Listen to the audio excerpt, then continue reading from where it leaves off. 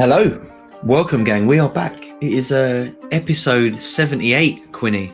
We're getting closer and closer to the big centenary, the centenary episode.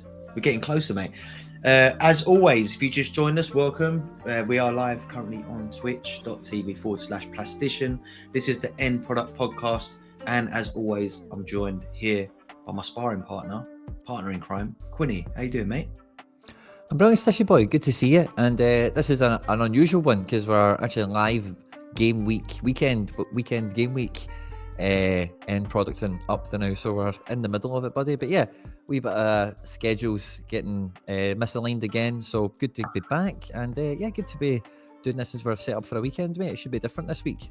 Yeah, it should be, definitely. I think I think my head will be a little bit less scrambled because we've done all of the kind of running around. Normally we do this on a Thursday. If you're listening in the future, we're actually live today on Friday, as Quinny mentioned, just after the deadline's done. So we've done all of the kind of the brain work for the weekend. I just literally came in here off the back of Quinny's deadline stream with Harry Trades. So that was nice to kind of catch that, pick up a few bits and bobs that I might have missed as well. And yeah, feeling pretty good, Quinny. How are you feeling? Considering now this is a little bit different. How are you feeling? How's the feelers going on the game week ahead? You feeling confident? Any end product you reckon is likely this weekend? Where's your head I hope so. I think I had some good form last week because we were a bit unlucky not to podium. So yeah, I'm quite excited for this week. Just looking at Sorare data, the lineups haven't caught in there yet. But yeah, last week I got like 2 top 5s or so, top 10s. The kickoff unique one also doesn't mean anything because there's only 3 cards in it. Yeah, a few other kind of like good spots, but quite thin on players. I'm getting more and more guys injured at the moment, which is a pain. But yeah, I feel a lot of my cards are in a good bit of form, and I've got like 3 or 4 teams that I'm quite buzzing about. Hopefully they run well this weekend. What about you? Yeah, quite similar actually. Like I think I was mentioning to you off air, and I'm kind of in a position at the moment where I'm struggling a little bit for goalkeeper options, which is funny because we've obviously talked on here loads about all the goalkeepers I won in the game weeks. Yeah. So getting rid of a few of those was a decision that I had to make at the time, like whether it was like bank the money or maybe reinvest in a different goalkeeper. Some of them were obviously keepers that I already had. So yeah, it's been an interesting one. I found myself in a situation because Donnarumma's obviously suspended for another 2 league games. So this weekend that affects, and then I think next midweek as well. And Kevin Trapp came off at half-time against Aberdeen in the week. So kind of couldn't really put him in. To be fair, I wasn't going to put him in a particularly good lineup because he plays Leverkusen away this weekend. So it wasn't a particularly good fixture for him anyway. But him coming off at half-time last night put the doubts about a little bit. And obviously Ter Stegen, we know, is out, more of a like mid-term injury now, so I'm probably not likely to have any use out of him for a couple of months probably. So yeah, I find myself in a bit of a position with only one super rare goalkeeper as well. So cap 240 is kind of my only super rare play at the minute, which means I'm having to really pick where my cards are. I've kind of got maybe 4 or 5 like pretty solid lineups that I can put out, and then everything else is a little bit of a jumble sale going into the weekend. But one of the big points for me this week, actually, and I wanted to pick your brain about this, was obviously we've come to the business end now of those cap 220 long format tournaments, and having a little look at where I sat on those, and not just I kind of started building my teams without thinking about them, and then I looked at it and I thought, oh, there's a couple here where we've got 2 game weeks left this weekend and then midweek. There's quite a big fixture list on the midweek this week, this midweek coming. So as far as I was concerned, it's like, right, you've got 2 game weeks to try and improve on the kind of 4 scores you got. I've managed to get teams out in most of the weeks, apart from some of the midweeks, across limited, rare and super rare in cap 220. And yeah, it kind of played a lot about my kind of decision-making process this week. And I wondered about yourself. Is Cap 220 still on the menu for you, or is it one of those that you've kind of written off now? I noticed in mine particularly, there was a couple where it's like you're 80 points away from a card. So in my opinion, that, 80 points, looking at some of the scores, I think some of them were like 180. And I thought, a good week in Cap 220 might be more close to like a 300 score.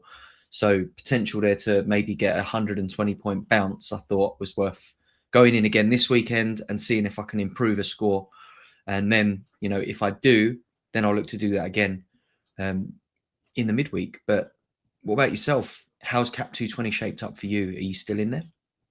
Yeah, I don't think you can really write it off until it's done, because like once you've got 4 scores on the board and you see really how far you are from where you want to be, like, there's 2 game weeks left, the one that we've just entered, and then the next midweek, like you say, where there's, as I'm looking at it now, a fair amount of Bundesliga, La Liga, and there's a few other bits and bobs sprinkled around.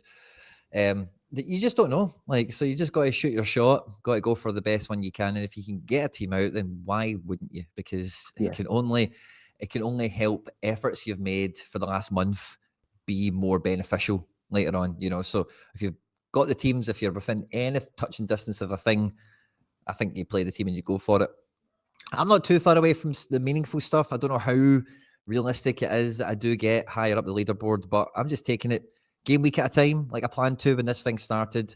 Can I put a team out that works? Yes, I can. Let's go for it. How well does it do? Let's see. And yeah, I'm in amongst it for them all, but I don't think there's none of them where I'm cruising or No. I'm dead in. I would agree. I'm just having a little look now on Sorare data just to see if those like current standings have been updated. It looks to me like they maybe have, because I think I've managed to sort of scrape my way into the tier 5 on Cap 220 rare. Nice. And in limited, I'm currently stood in a tier 4, and Super Cap Super tells me I'm 81 points off. So I think because of some of my injury and like rotation news this week as well, what I've decided to do was not risk Veerman in like my main rare plus lineup this weekend. And like I said, because I only had one goalkeeper, Cap 240, you can, it's very difficult to fit someone with like a 60 plus average into a Cap 240 unless you're throwing some real kind of like curveballs in. So I've actually captained Veerman in my rare 220, super rare 220 team this week, and I put him in with Lucas Roberto, who I think also has like a 60 plus average, and just decided to play a little bit like we were talking about in last week's show. The option where you run a goalkeeper with a 0, like a DMP goalkeeper. Yep. So yeah, that's kind of how I'm playing it this weekend. I think, if Veerman runs out and scores 100, if he does come, it sounds like, there's a high potential he will play. But I decided to stick with the safe bets in Rare Plus and go as strong as possible in that this weekend, which meant, put Veerman in the punt line up in 220. If it comes up trumps, I think I'll be in a pretty decent position moving into that last game week. So that was my play this week going into the weekend, just because of, like that potential rotation. He might be injured. So I thought, sod it, put him in 220, captain him, and just hope for the best. At least hopefully something will come good if he does start. But I think my Rare Plus team this weekend was a little bit more of a safe bet, but I still think it looks decent. Let's have a little look at my lineup to remind myself who's in it. Where are we? Oh, this is old. What is that? Lobby Pro lineups. Oh no. Pro, here we go. So my All-Star Rare Plus, I've got Van der Voort in goal, which meant that U23 was not like a key kind of like, what's the word, aim for me this weekend. So I've got Van der Voort in goal, Araujo in defence, super rare, Matt O'Reilly, super rare, Mbappe forward captain, and then Cruz, because I felt like they were all 5 that I think should start. And yeah, I think Araujo's last couple of games, he's in good form, got a good fixture.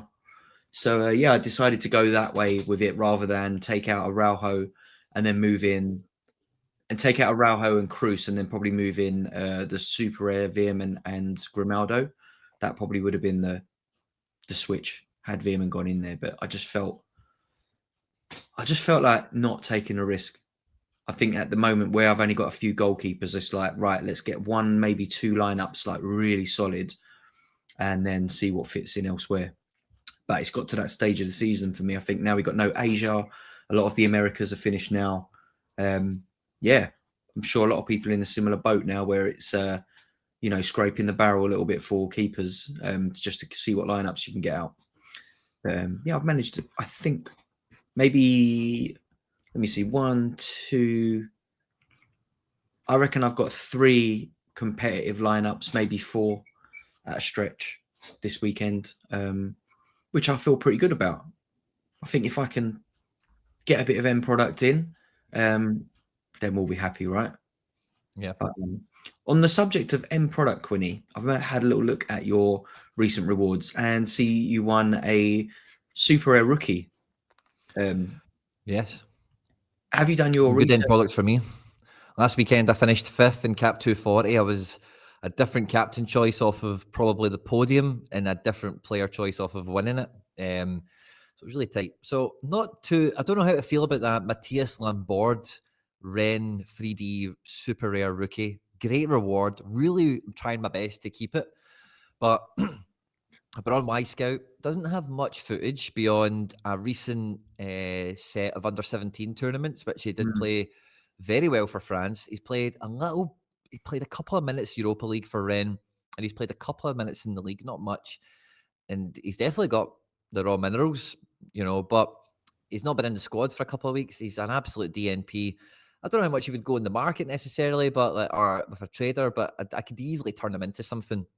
So I'm wrestling with what to do with him. One of the big things that has been on this kind of wraps up into everything you just have kind of touched on there, Stish, but one thing that's been on my to-do list, my agenda for the last, let's say month or two, was get a replacement in for Gold for when MLS goes off season, because he was a big part of my all-star midfield, just dropping 80s for fun and stuff like that. Guy you can captain, relatively fixture-proof, big scoring midfielder. And I've had a few targets. If you're looking at my page, depending on what page you're looking at, you'll see who I've brought in. But this is one that I've been eyeing up for a long, long time. He's been very expensive. He's normally Wirt's category of pricing when he's fit and available. When he was at Leipzig, certainly. Now he's at Chelsea. And Christopher Nkunku, I think, is going to make his season debut this weekend.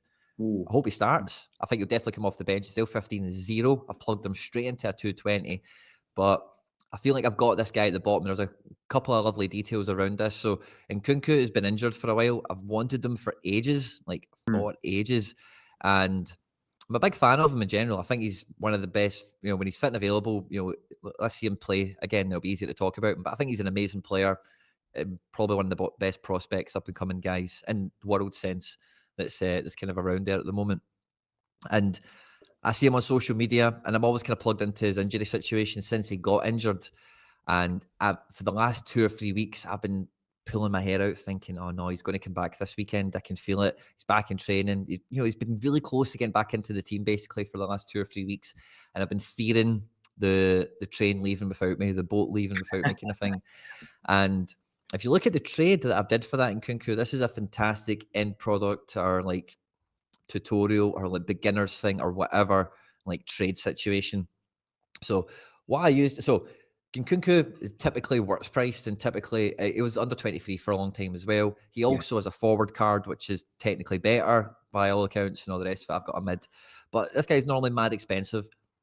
As his injuries happened, if you check out any of his graphs, he's had a low scarcity. He's had a low issuance. So the Chelsea cards recently have helped bring his price down very recently, thankfully, because before that, there was only those Leipzig cards. Very few of them were trading, and the floor was being kept up quite high.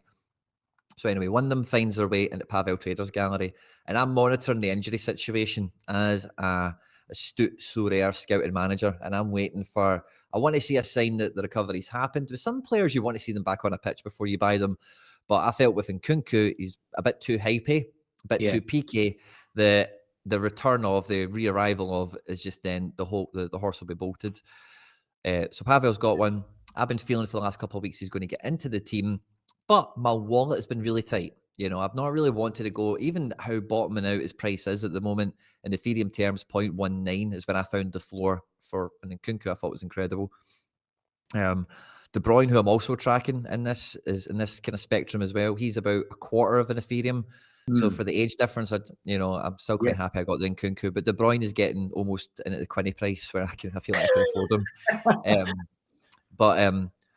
Anyway, my wallet's quite tight. I've not got that kind of money to go and get an Nkunku just to add in. Now I do need him; it will make a big difference to the squad, but it's not something I can really justify, the outlay for without getting some more rewards in or getting a wee bit of form going because. Thresholds were a bit lean in November, and as much as thresholds have been coming back in, it's just good club management. Got to manage that whole balance of the squad and all that good stuff. But I've remembered all of a sudden one of the oldest plays in the book for trading in Sorare is you find, preferably under 23, but you find a wee backup goalkeeper somewhere. Yeah. And you try and pick him up for as cheap as you can in the hope of one day one of two things happens. He becomes a number one goalkeeper and he saves your life. He makes a team for you. He's a hitter. He's a baller. You paid next to nothing for him and he makes a team happen for you and he helps you progress. Or you take him when he plays, his value inflates and increases and you turn him in to something you actually really want. Now, that kind of move is way understated. I heard a lot of chat about this kind of similar thing. I think maybe on limited time only on Sorare data, or it might have been on Sorare TV. I forget what it was, but it was involving Laird and talking about Somerville and the kind of price chart he's had recently. And with these situations, when you've got a guy cheap and he goes big, the number one thing you should always, if you don't want the guy, if you're not like, oh, I'm so glad to see him doing well now because I've always believed in him and I've always wanted this guy in my club. I'm so glad I only paid this small amount for him rather than this. If that's not the situation you're in, then what you have to be doing is saying, wow, he's worth Tennis is worth 0.18 as his floor, which is almost the same as Nkunku. And it's like, okay, well, obviously you guys know where the story goes at this point, but if I've got the Tennis, who around 0.18 would I love to have? Or maybe 0.15 if you're against the trade and you've not got much else to put against the deal, you're going to need to give the haircut on the price in the first place.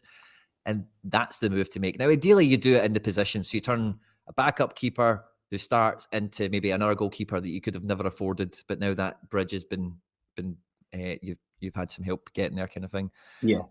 Or let me with Nkunku. It doesn't really matter the position. It's just make the club better. This is a trade opportunity where I've had a guy who I love, and I can't wait to see his price fall. So I'll go and buy him back because I think he's a great goalkeeper. But behind Donnarumma, he's going to be a number 2 for a long time. And it felt like to me, this was like the top of his price. He can't really get any more expensive unless Donnarumma breaks a bone or tears or pulls something. His price can't get any, and it's only when Donnarumma serves his suspension, his price is only going to go down. So it felt like I caught Tennis at an absolute apex, and I caught Nkunku right at the last, kind of point here. So it felt like a really good trade. Now I did throw in a little reward on top of it. It wasn't a straight card for card. And I did a Kvan Kara, who I was really happy to win. Lovely 3D striker at Gladbach, under 23. I kind of wanted to keep it, but it kind of helped me keep some ETH in my wallet, and I gave him a wee crumb of ETH or whatever as well. But now I've got Nkunku in, and as soon as he's back playing for Chelsea, moral of the story is I've got my gold replacement in for what was a training goalkeeper. I like that. Yeah, that's good trading, mate. I think I've been in a similar situation myself where, you sometimes, especially with a card that you're familiar with, someone who's been in your gallery a little while, or a player that you've been tracking, and you know when they hit that price. You called it the Quinny price. I know that feeling. You're waiting for something to come into that range. And it's funny you mentioned De Bruyne because I was thinking about him in the week as well, like knowing that he must be at that bottom right about now in terms of the supply, where it is, the kind of urgency that managers have at the moment for getting players that are in and playing. So there will be a lot of people that maybe aren't holding on to De Bruyne right now where they would do if he was playing week in, week out. But I love that play. It reminds me of one I did with Pavel. Maybe it's probably a few months back now, but I think mine was I had Super Maximenko, who plays at Spartak, and knew that he was back up to the number one Selikov, who was coming back from injury, because again you mentioned, there's not been many sales of said player, therefore floor price is up quite a lot higher than you think it's worth versus a lot of the other stuff similar in the market. And I think Maximenko was sat at about 0.6 at the time, which, you know, for a backup goalkeeper is extremely expensive. And I thought, you know, the minute Selikov comes in, that's going to be a 0.2, 0.3 card the minute someone just wants to get rid of it or whatever. So I had to strike while the iron was hot. And I think my play was for Chris Brady, super rare. So I went up, I'd got about 0.58 for my Maximenko in trade like value, and then added some more on top, added a bit of ETH. And then I think overall I ended up paying about 1.5 for Brady, who at the time was worth about 1.7. So I felt like I got good value knowing that Maximenko would come down. In the end, Maximenko's actually played a lot more games since than I expected him to. I think Selikov took a little bit of a knock, so maybe didn't get the value out of it that I thought with like my foresight, thinking, oh, he's going to be out of the team. But I love a trade like that, and I think sometimes you do have to look at players in your gallery, like you said, on that kind of that roundabout or the roundabout. I'm talking about the roller coaster. You know, that kind of trade value that you're getting on any card. And it's always really hard, isn't it, to let go of a card at the top of it. But sometimes it has to be done. You know, you mentioned tennis there, you know, being at a little bit of a peak. And that's when you get the value in it. Like, get rid of them at the peaks. Especially if it is a backup goalkeeper who's come in and you're expecting them to not hold on to that number one. It's like a bit easier to let go of one of them, isn't it? Because that's more like a spike than a kind of like. Yeah. I've seen a lot of people recently with Joachim Anderson. I picked up Anderson for Crystal Palace. I think it was near the end of last season. Yeah, I've definitely got his last season card. And I remember just, you know, like popping my head into the market. Oh, that's ending soon. That's cheap. I think I picked him up for like 26 quid. And, you know, he's worth about 150, 160 quid at the moment. A lot of people were selling him through the international break because he had some good fixtures for Denmark. But, you know, the smart traders were doing that, knowing full well that Crystal Palace had a really tough run of fixtures coming in off the back of that. And he has seen a little dip in his price since, but I definitely considered it as well. I just feel like he was a little bit of he was being overlisted, oversold. So I decided not to. And, you know, I managed to get a good few fixtures out of him since as well. But yeah, that was definitely a play. And it's always good to be able to sell in those peaks. Like you said, if you want that player back, you can always go buy him back in a couple of months' time when there's a bit more supply out there. They've hit a poor run of form, bang, you buy him back with maybe 40 quid still in your pocket extra. So yeah, love that. That's a great trade. Just had a little look at the details of that. And I think I agree with you. I think Nkunku, once he gets into that side, if he can stay fit, I think he will be like the main man up top for Chelsea. If they can find a bit of form, they've got good players, haven't they? They just need to find a way for them all to work. Enzo, been really impressed with Cole Palmer this season. I think he's a good purchase for them. Conor Gallagher, I'm a big fan of his. I just think they've got a lot of moving parts there. If they can figure out how to make it click and, you know, keep everyone fit. Obviously, they've lost Reece James again, which is going to be a massive blow for them. But Nkunku over Midweek. Yeah, they're better, aren't they? They're better than what we're seeing of them at the moment. So yeah, fingers crossed for you there. I think I like that move. But one thing I will say is I've 100% cursed Gavankara into becoming the next Girassi.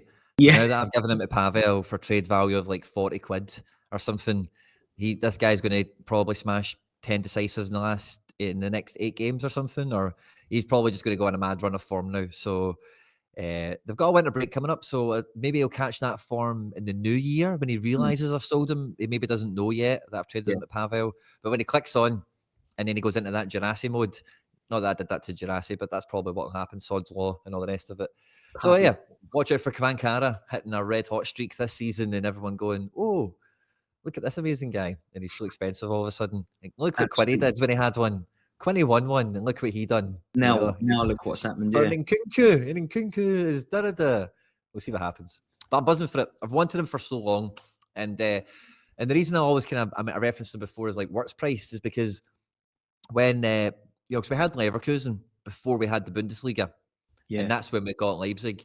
And as you know, a big struggle for Sorare managers that have been growing with the game is you buy the best players available but that's always been a moving feast, because there's been more players available, new leagues, new clubs, everything, is ever kind of evolving to now. It's kind of done, it feels like, for the most part, except for some fringe elements. So when the Bundesliga first came out, obviously I'm much more of a Leipzig supporter than any other Bundesliga team, I would say. I thought to myself, do I want to swap my Wirtz for an Nkunku? Because like Nkunku was amazing at Leipzig. He was probably outscoring Wirtz a lot of weeks, and then obviously Wirtz got injured. And I was like, no, I ended up keeping my Wirtz because it was a reward and all the rest of it. But I'm just, honestly, I've been eyeing him up for a card for so long, and mad buzzing that I could get it done. So it's one of those ones that's a lot of fun as well. And it really plays into a huge collection play because I also, so we're talking about off-season MLS in Asia and that sort of stuff a little bit as well, right? I don't plan on buying any new cards in MLS or anything like that whatsoever. I think my two NYC collections I've got a full collection of jersey mints-ish, minus a few cards. And I've got like some top-up cards from last season just to fill out the squads that were playing last year, some goalkeepers and some midfielders and bits and bobs and whatever. And then I had some other loose pieces. I had Gold, I've got Johnny Russell, I had Ladero, who I won, who I think's maybe not going to be effective next season. And I thought, I do want to reinforce that team, but I don't want to buy any more MLS cards. I don't want to get into a new MLS team. I know a fair amount about a few of them. I just didn't want to do it. So what I thought is, number one, this is something that's been on my board for about a month. I'm going to buy Mickey Yaman when Asia goes off season. I don't care that he's in Asia. He'll play in the J League. This is what I was thinking until he's 35, and he'll do what he does now. I don't mind that because MLS defenders are a bit of a headache, whereas him, I know he's going to be there. But so I went and bought him on the news. I seen a rumor that Yaman is linked to LA Galaxy to be their right back. So when I seen that rumor, I thought I'll just go and buy him because then if he does go to MLS, it's even better for me. But even if he just stays in the J League, then that's fine. But you may or may not know some of these out there. I've got a 1% Kawasaki Frontale collection, and I used to have a Yaman from that season. And if I'd kept it, I would have a 2% Kawasaki collection. But unfortunately, I've not got the first owner status anymore. And the first owner one I had was the jersey number, Mickey Yaman. Can you believe? So it's going to be a really hard one to reacquire, but I'm going to need to get an old one anyway. So I thought, cool, I've got an extra defender in. He should buff me up a little bit in defence. And in midfield, again, talking about the Leipzig thing, I'd been eyeing up a few of the cards anyway because I knew I wanted to get in Nkunku. I'm probably going to get a Soboslai at some point. Maybe I get a Danny Olmo. So I was thinking, to get the points up, I should probably get a Campbell and a Limer and a Paulson and a Forsberg because these guys are like legends. I should probably do that. But as we know over the last month, Forsberg has become a bit of a hot property thing. He's moving to Red Bull. It's totally to New York. It's totally confirmed now. I bought him last week as well. Or no, a few days ago, sorry, I should say. So I've got another midfielder in to replace Ladero. It feels like him going to New York should be really good. I think anyone downplaying Forsberg is still trying to buy one. Forsberg will be amazing. I can say that now because I've got mine. He will be amazing in MLS. Don't think it would be anything other than a powerhouse performance from him, I think. Maybe he won't play every match. That's yet to be seen. Some players, when they move from Europe, you need to see how their fixture pattern is. There's a lot of utility in American cards now. And it also plays into so I've got an MLS reinforcement. I've got my Kawasaki, might be a reinforcement for him, so collection bonuses are getting topped up. I'm strengthening my New York collection because I don't really buy any more New York cards. I don't want to buy any more MLS cards. And I've got one more piece of the puzzle to go. And then I feel like I'm kind of reset for my MLS off-season shopping, but it won't actually be buying MLS players. It's just buying collection pieces, actually, that help other teams. So you've been busy. A bit of a market ramble rather than SO5 tactics for me, but yeah, a bit of a market ramble.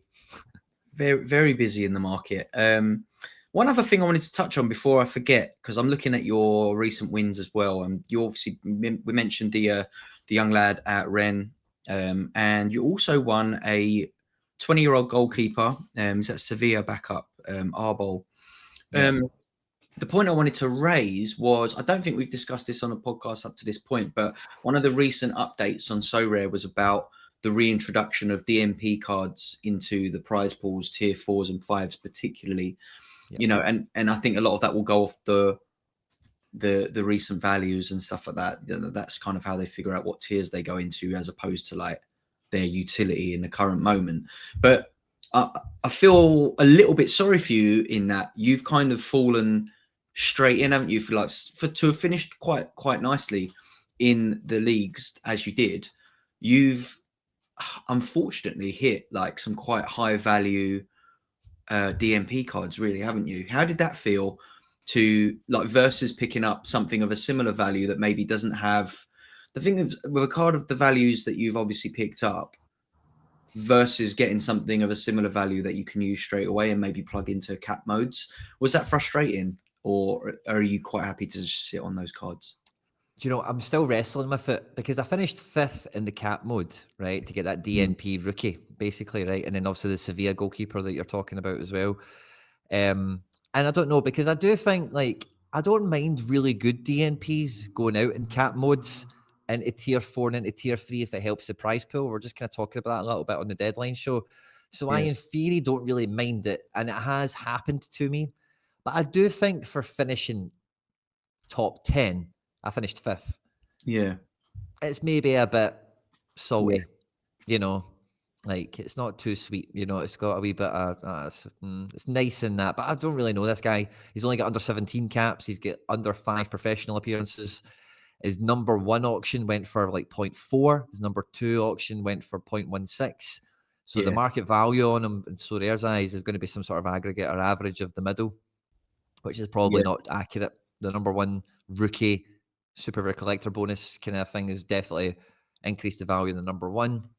So I don't think that's a worthy 5th place spot, personally. I'm just having a little look now at like if he comes good in a year or two, if he becomes a Matthias Tell and just signs for Dortmund or Leverkusen or something, then I will not be complaining. Absolutely not. I've just had a little look at the rewards from last weekend in Cap 240 Rare, just to kind of see what is near the top. And like you say, you mentioned obviously the top 10, and there's a few players in there that I'm not that familiar with, but you know, like there is an Alaba in 5th place. There's a Ben White in 4th, Marco Ilic, who has been the goalkeeper for Colorado towards the end of last season. But then, you know, in 8th place, you got Masato Sasaki, who is a U23 goalkeeper from Japan, who lost his place early in the season and hasn't played very much at all. So kids. Exactly right. So, and then you've got Calvert-Lewin just behind him. So, like, if you finish 8th and got, I'd just take Calvert-Lewin over all of them. Absolutely, wouldn't you? And it's like, you know, 9th place has got that, 8th place has got Sasaki, and maybe you take Sasaki because as soon as he comes in, you can do what I just did with tennis. You know, like, true. I mean, if he does, essentially.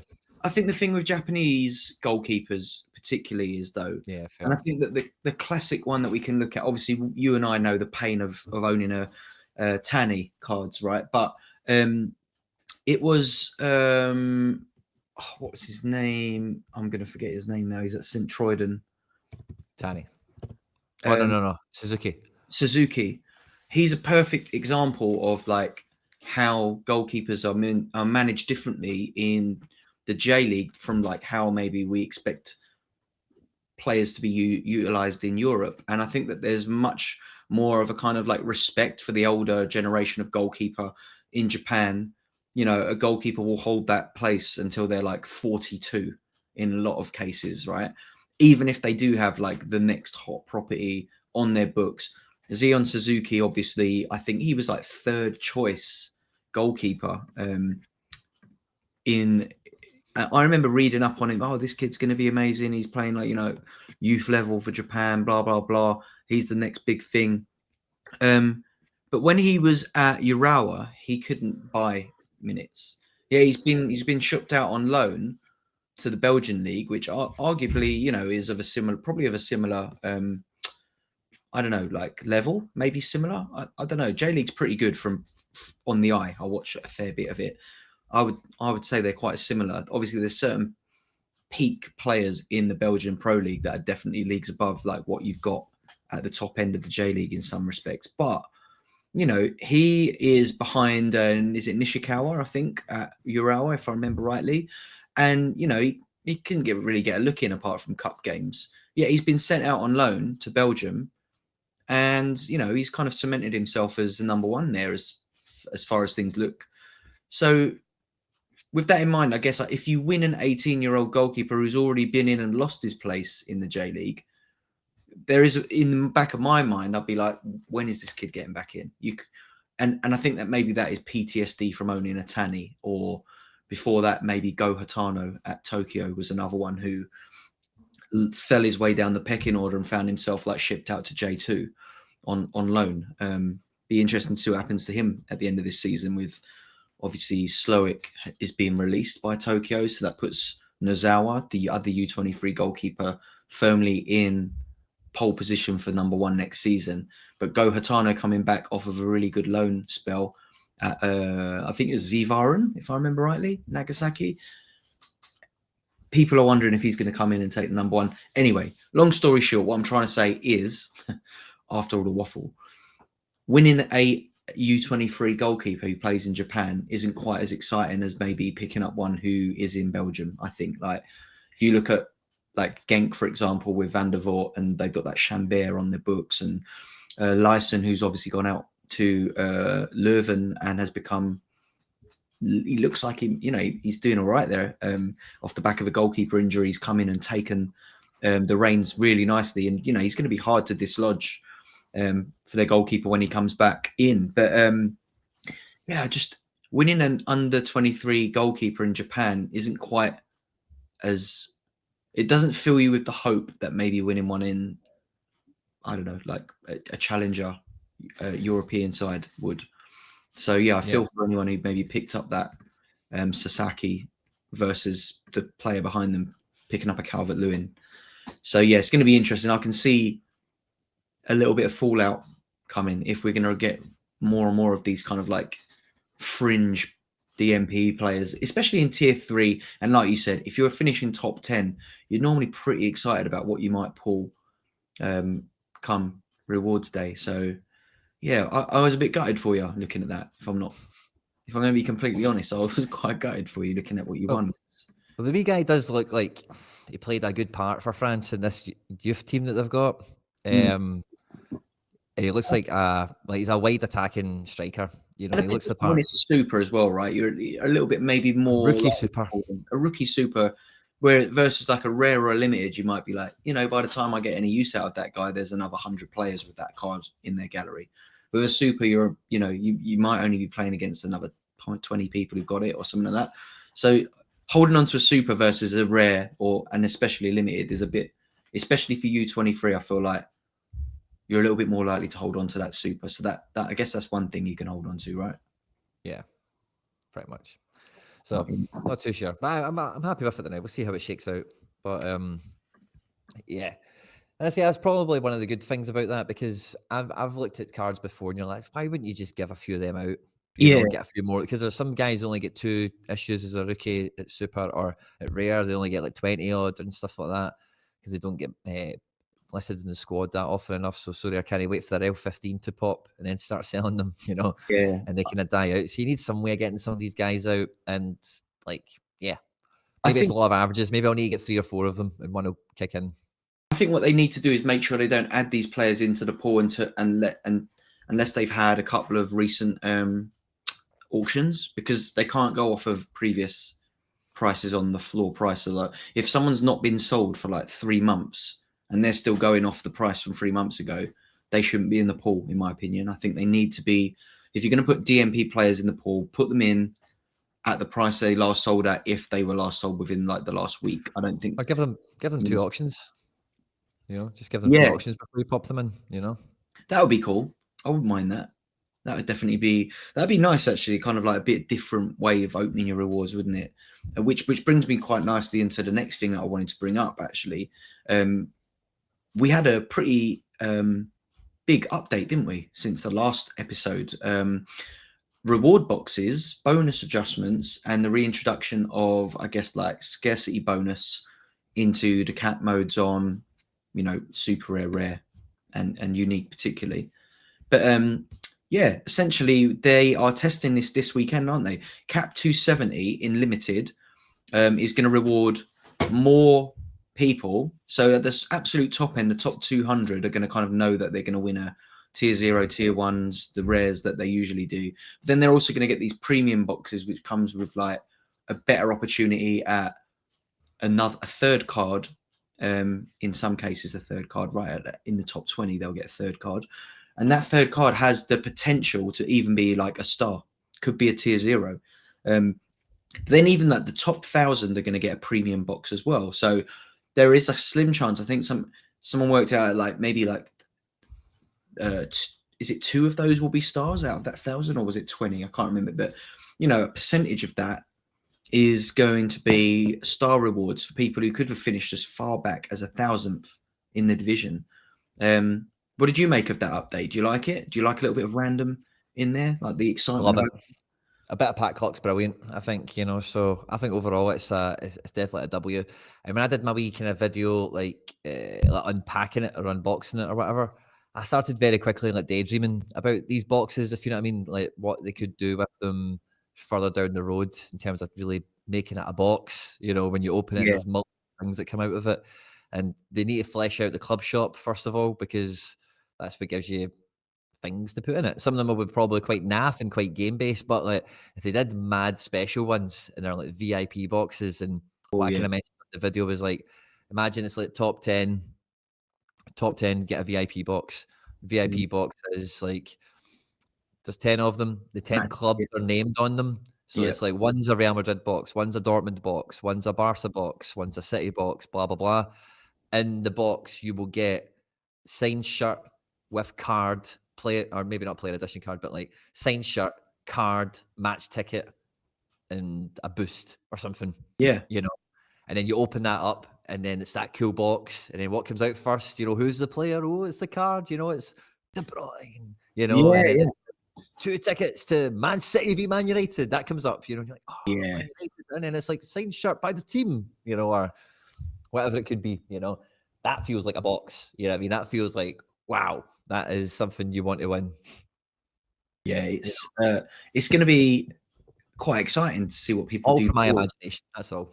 Yeah, but I put into a little group chat earlier today with like my friends and family who play the game. Obviously, at the kind of like entry level, and we were sort of talking about like where have you entered your teams this weekend? And my brother-in-law said he'd entered Cap 270, and I was like, oh, have you make sure you entered the reward box one, because I made the same mistake when I was doing my teams today.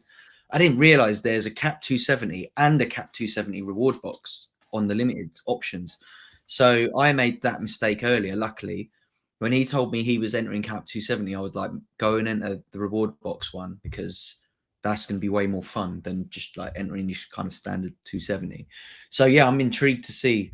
And fingers crossed, I mean, I'd like to think I'll finish in the top 7,000, right? But be interesting to see what comes out of those boxes. And I think one of the key takeaways that I saw online, I can't remember, I've probably multiple people said it, but it's going to give 7,000 people that buzz of like winning something every week, right? Rather than, you know, only 2,000 people getting that and getting a card, and maybe like the bottom 500 of that 2,000 are a little bit disappointed that their card is only worth 50p or something like that, right? At least here, 7,000 people are going to get didn't expect that, like Trophy day. yeah, What we it's a getting? sentiment. It's really, really interesting. Definitely. I'm kind of gutted I never just put a wee throwaway team in now just to get the animation on reward day now. I'm a bit gutted I missed that one. Do But you know what? The main reason I went into it actually was randomly this week as well. I got dropped what was probably like the last week of rewards on the old Sorare Mega, because I think they've stopped doing rewards now, right? I don't think they get yeah. rewards anymore. But I managed to win a limited card on one of the final weeks of that, and I just kind of forgot about it, to be honest, because it was weeks ago now. But I won a Mignolet limited. Ooh, lovely. So I got a really useful limited goalkeeper, and I thought that's going to be quite handy, because I'd sold quite a few of my limited goalkeepers to try and get my ETH balance up, and you know, I was kind of like losing interest in it. So when I saw this, I was like, oh, that would be fun, but I don't really have a goalkeeper for it. I think I've got Matt Ryan, who's now injured long term. The only other one I've got is Noppert, but I've been using him in my cap rare. So this was like, oh, sweet, I do actually have a goalkeeper I can use now, and managed to scrape together a little team, which looks okay on paper. So yeah, I'm buzzing to see how that pans out. To be honest, I'm quite excited for that. I'm sure a lot of people are. Anyone in the chat or anyone listening to this, drop a little comment on. Let us know what you think about it. It'd be good to hear more of the feedback from the community on it. But overall, definitely feels like a plus, doesn't it? I think people seem pretty happy about it overall.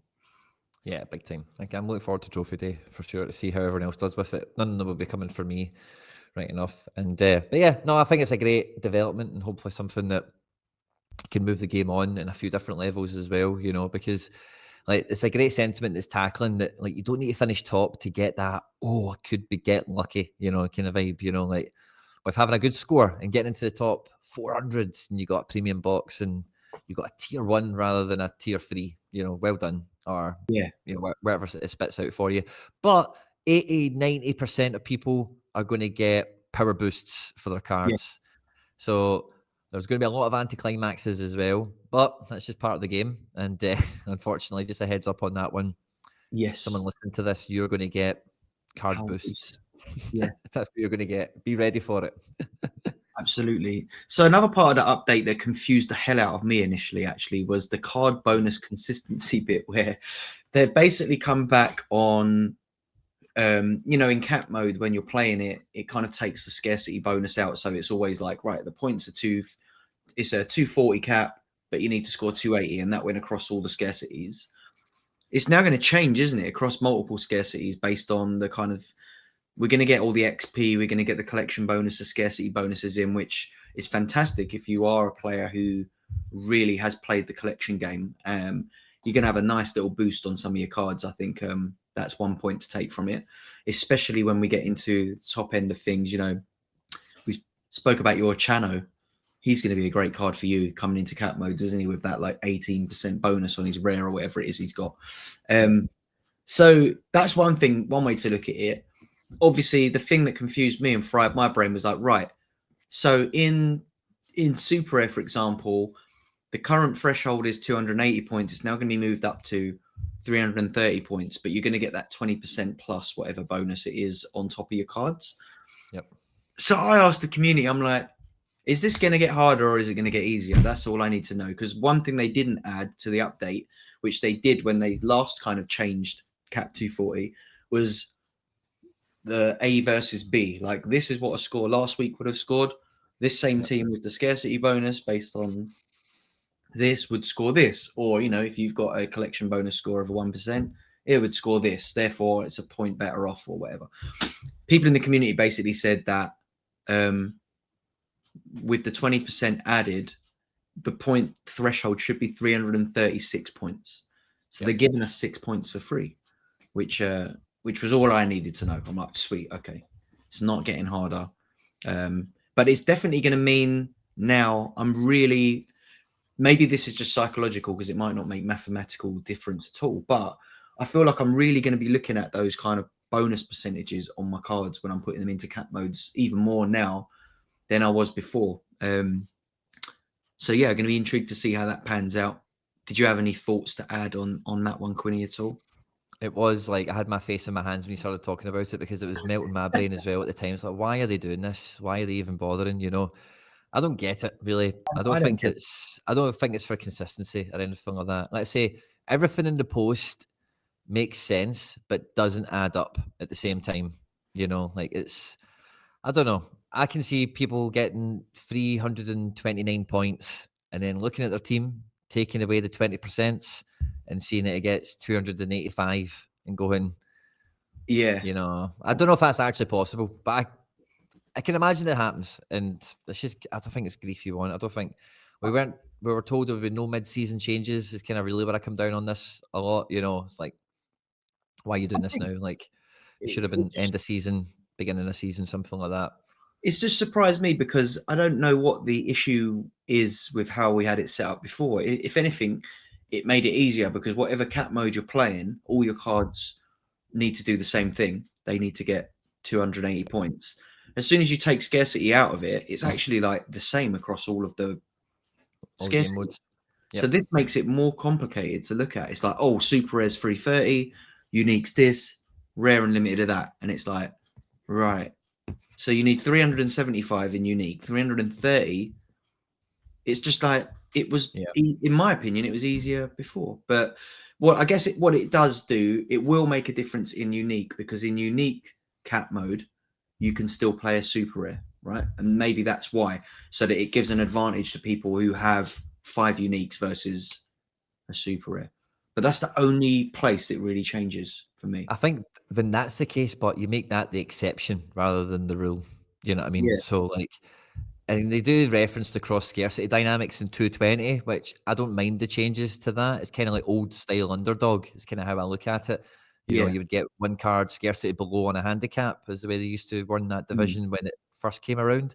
It's kind of the same thing, but in a positive sense. You're giving cards bonuses rather than handicapping one, you know. yeah, So I'm not really too bored about the 220 aspect of it or the kickoff aspect of it, because the kickoff aspect of it, it just further powers the captain. That's all it does, because you can only captain the scarcity above in kickoff anyway.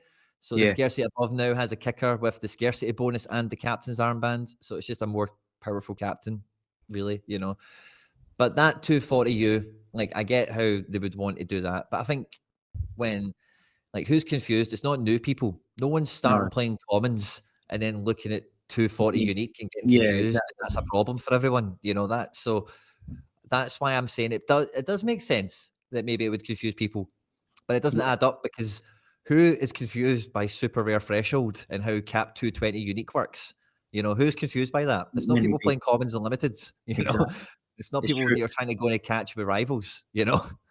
And I think if it confused us, people who've been playing the game for years as well, then what is it going to do for people who just turn up and they're like, what is like what? Don't get it. Like, yeah, it fried my brain for about 10 minutes. I was like, what am like, huh? What am I reading? I was confused by it. But I Maybe think in a further development, some of this makes a bit more sense later on. So I they are wouldn't be good surprised for if some, that as yeah, well. So I don't maybe, want to be too maybe. harsh on everything, but like True. that's my feeling on it, to be We don't honest, know. you know. Yeah, we can't see into the future. They know what's coming. We don't, I guess. But um yeah, a couple more things. Obviously, another part of that update was they're going to be continuing the long format competition to Super 220, because they felt like the feedback was quite positive on it. One takeaway I had from that was I'd agree that I think like the initial sentiment was it was quite good, right? However, I think that they've jumped the gun on this a little bit. Until the rewards come out and people see what they got, you need to see how happy people are with the rewards. I think if people are happy with the rewards, then cap 220 makes a good sense. But if people all like get a reward in a few weeks, in a couple of weeks time when it's finished, and it's like I've played 8 weeks to win a card worth £5 or whatever, they're going to be pissed, right? That they didn't just put those cards into 240 and run with like without a goalkeeper or something like that, right? Because you could have won threshold 8 times versus one tier 5 or something like that, right? So I think they might have jumped the gun a little bit on making 220 the thing again, but I'm not mad at it. I'm not sure about you, but I'm not massively excited about the long format competitions. That was something that always kind of like griped me playing FPL, and I like the thing I like about Sorare is I've got a game. I've got a new game to play every 3 days. I don't need a month-long competition to like get me excited personally. But what about I you? think it's a good flavor for that division, because it was kind of dead. You know what I mean? So I do Yeah, think it's given it a bit of life. And if you were writing it off and you're still not going back to it, then it's not really much of a change. But if you did have a bit of a fight in that division, it now means it's worth a bit more. And like for me, I could always play it, but I had no motivation to. But now I can play it and put some good cards into it. So it true. makes, you know, so True. like, yeah, I don't want it to become the norm, but I do overall quite like it, to be honest. Yeah, I don't think it's a bad thing, but yeah, I think we need to see.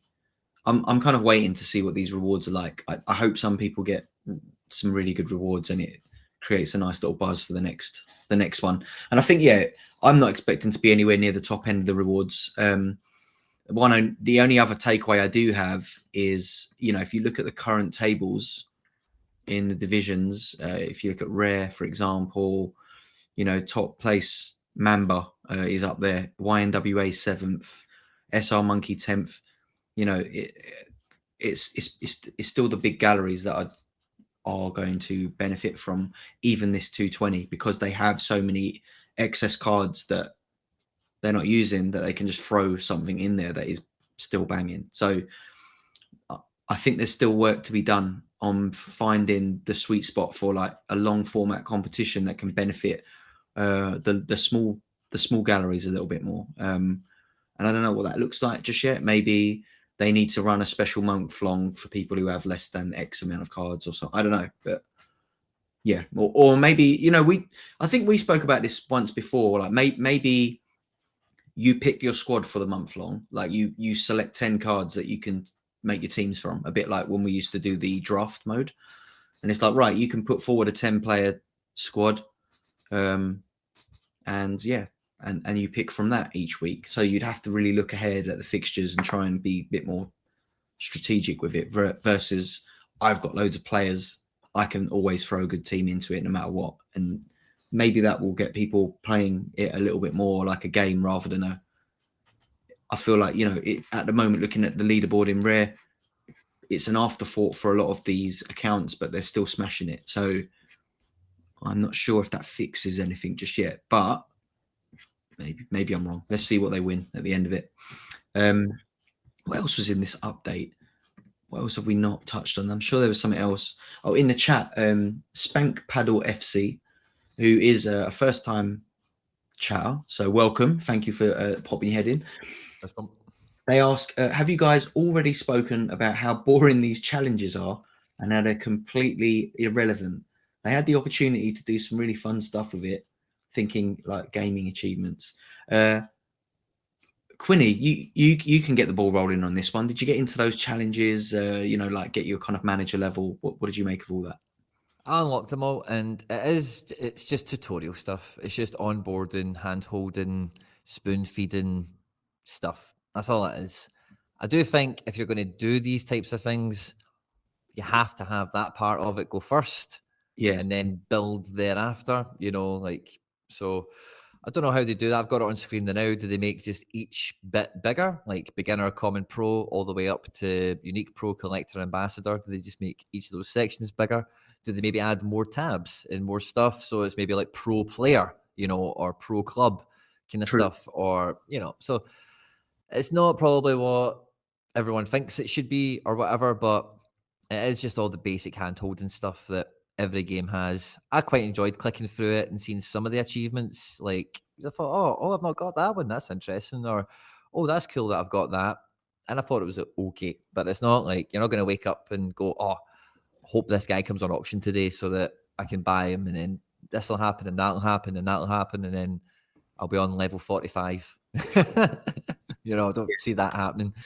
You know, I guess because there's like you got, I don't know what my level was, like 40 something, and the only kind of thing that I took away from it was I was a bit surprised that some, like when I went into like unique, it's like, oh, you've finished top 3 in unique, and I'm like, what? And then I realized that I did finish top 3 in a unique division, but it was one of those midweeks where there was only one prize in like kickoff. yeah. I think I finished 3rd in it or something like that. So yeah, that was the only thing that like, oh, that happened. But yeah, again, it's like you said, it's one of them things, and it's for hand holding, it's for onboarding, and yeah, like the kind of common section, which I guess a lot of new players would have gone to, does have a bit of like, here's how you scout a player, here's this, here's that. Yeah, it is what it is. It wasn't much to report. I think for me, it was be interesting to see if they roll anything out. But I think that most sort of casual players of the game, or anyone who probably plays the game enough to listen to this podcast at least, you know, there wasn't much to get excited about with that part of the update. But yeah, it's another little thing worth noticing on the changes things a bit on the website. But yeah, in the grand scheme of things, not much to get excited about. Not now anyway. Quinny, as we're coming towards the end of it, have you got any end products lined up? Have you got anything? Did you manage to grab any end product in the midweek? Roll on 7 p.m. No, No. the midweek was brutal, mate. So again, it was a tale of John McGinn. Couldn't get him into a team. I didn't play him because I didn't think he was going to start. He didn't start. He came off the bench and he got an assist in 2 minutes. I played instead Mark Roca, captain against Rangers last night. And anyway, to keep it short, he should have got a last man tackle on Dessers, but he didn't. And Dessers scored Rangers' second goal. And then he got a big chance missed, which I didn't see it. I must have missed it, but I'm reliably informed it was an absolute sitter. So I could have had Roca on one. You could have had him on 2 decisives as captain, and I would have won the division at a canter. Even won the decisives, I'd have been top 10, top 5, top 3. But he finished on 35 points, and I'm getting a tier 5 super rare for my troubles, which is just wonderful. So wee bit of threshold, but which is okay, but nothing else midweek for me, mate. No. Oh, mate. I got really lucky to manage to scrape the rare threshold. Kenneth Taylor came up, trumps me there. But yeah, a couple of looking at some of the scores. Again, I think I had Veerman in there, cap 220 super rare against Arsenal as a captain. He didn't play. U23 rare plus was good, but Lekeba made an error that led to a goal, and I didn't captain.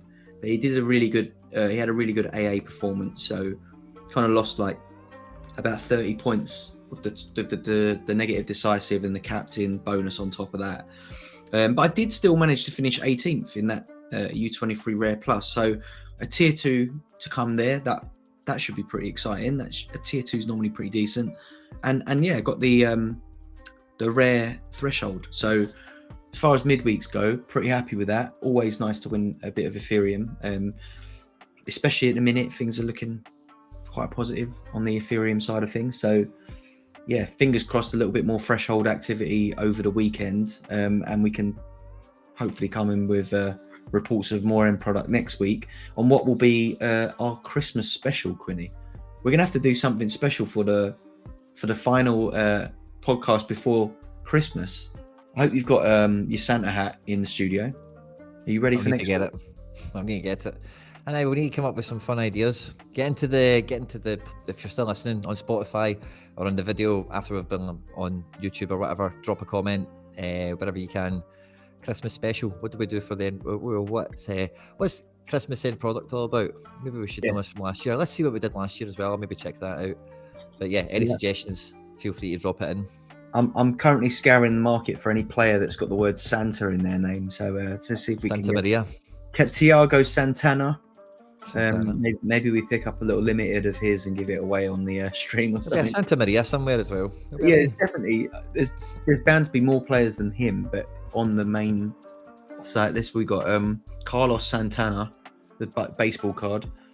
Yeah, sort of. If I search Santana, then see what's coming up, but it's not letting me do it for some reason. We'll find it. Maybe we get a Santa Fe player or something like that. But either way, we'll figure it out, Quinny, mate. I'm sure we'll get in the group chat in the week and try and work out what the Christmas special looks like next week. But thanks to everyone for tuning in, as always. And Quinny, it's been a pleasure chatting to you, mate. And fingers crossed for a bit of end product this weekend. A little bit of Christmas end product ahead of next week's episode, mate. Big up everyone. As Quinny always says, like, share, subscribe, all that good stuff. We'd love to see it. And good luck for the weekend. And we'll catch you again on the podcast next week. Cheers, everyone.